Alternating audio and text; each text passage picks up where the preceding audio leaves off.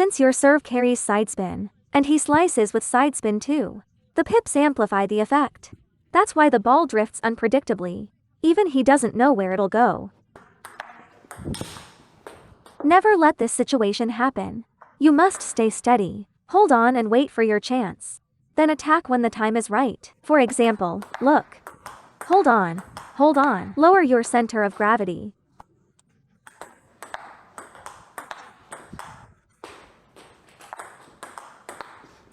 Don't rush your shot.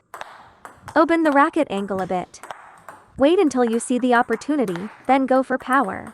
What is an opportunity? It's when the long pips return a half-high ball. That's the moment to attack. That's your chance. What is not a good opportunity? Let me simulate it for you. If you go for full power on the first loop, and the opponent blocks it back, they love it when you attack again immediately. Especially if it's a full power second attack.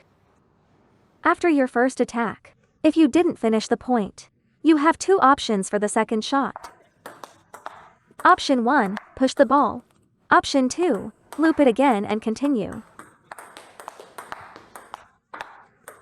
Keep rallying and wait, then find your opportunity. You can push, change direction, or flick the ball. Your chance comes when the long pips lose control. When the ball pops up half long, or a bit high, that's your chance to attack.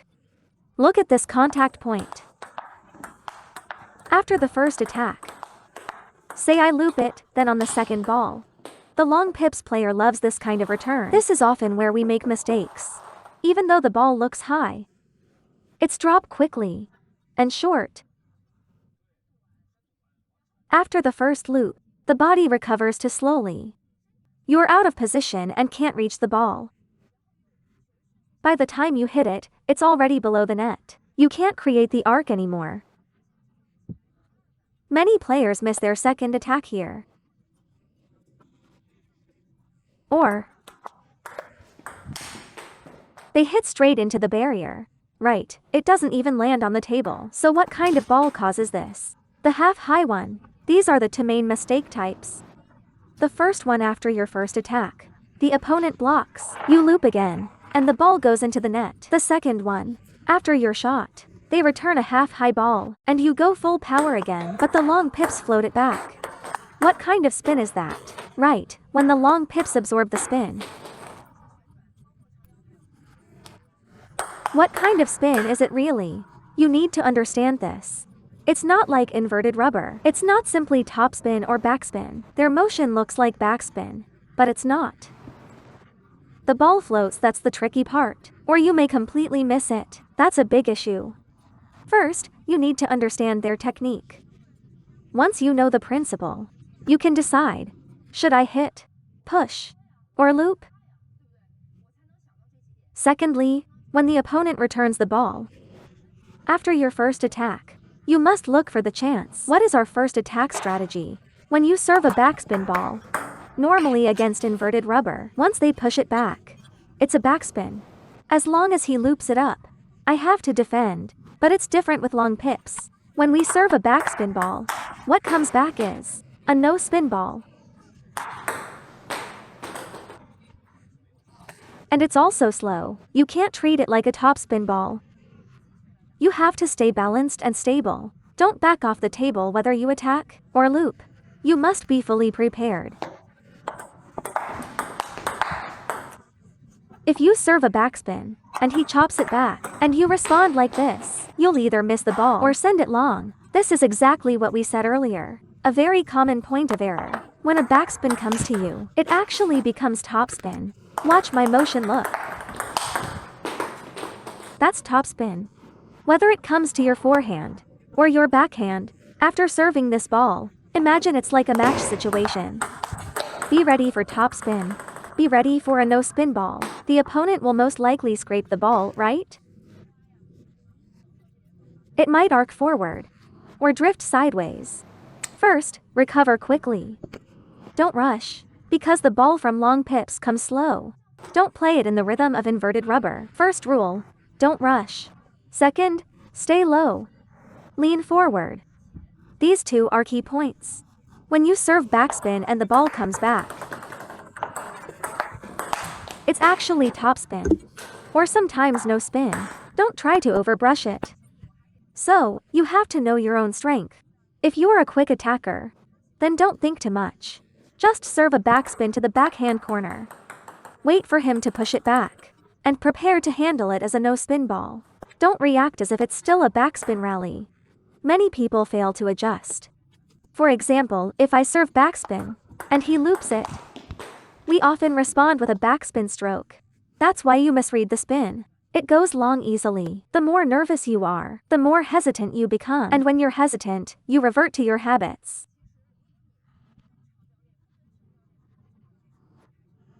You just can't react in time.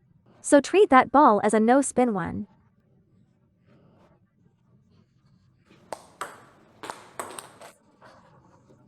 Don't use any backspin-like motion. Many people say the long pips return floats. Then keep your serve spin simple. I won't serve side spin backspin, because when you add side spin, it floats more when returned.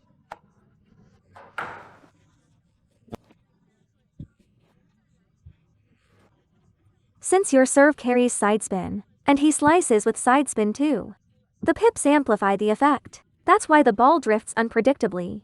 Even he doesn't know where it'll go. So I just serve pure backspin, because with pure backspin, the return spin is more consistent.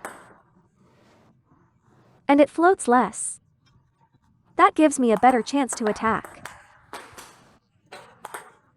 I can just treat it as a topspin ball, but if you add side spin to your serve, he'll use your spin and make it float even more. If you're the type who likes looping backspin, or heavy, high arcs, then serve a fast ball instead. When he chops it back, many players hit it into the net. Because the ball drops sharply after the bounce, you must lower your center of gravity. You must stay close to the table. Then add a brushing motion with your hand. Handle it with a topspin-like stroke. Pay attention, the return from his pips is usually very short.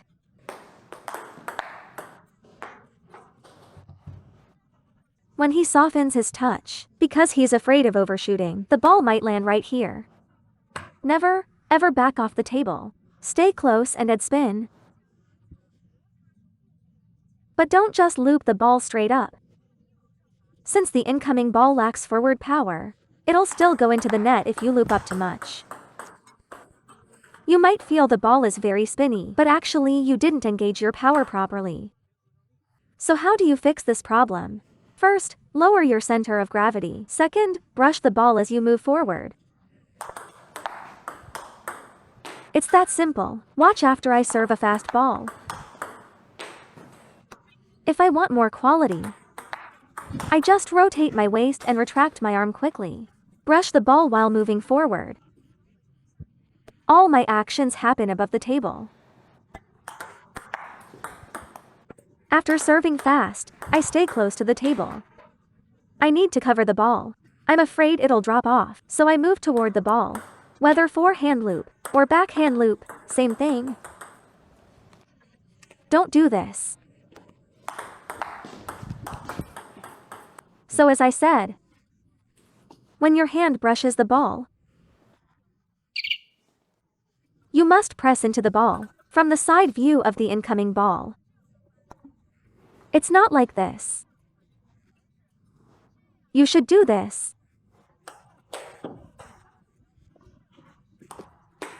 Don't imagine it's super spinny, it's just dipping down. The spin itself isn't that strong. Watch my backhand example. Don't do this. It's not that the ball is spinny. It's that you didn't engage your power. Engage power and move forward. Watch my hand. The more you swing from here, the less power you'll get. If you want more quality, watch my hand movement.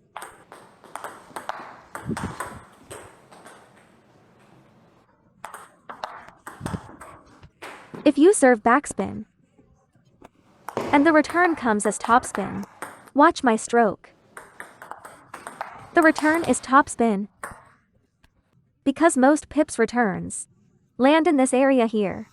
If you back off even a little, you'll lose the contact point. So treat a return from backspin as a topspin, and a return from topspin brush it like backspin. You must know what kind of spin you're dealing with. Don't just stand there after serving. Otherwise, you'll end up misreading the spin.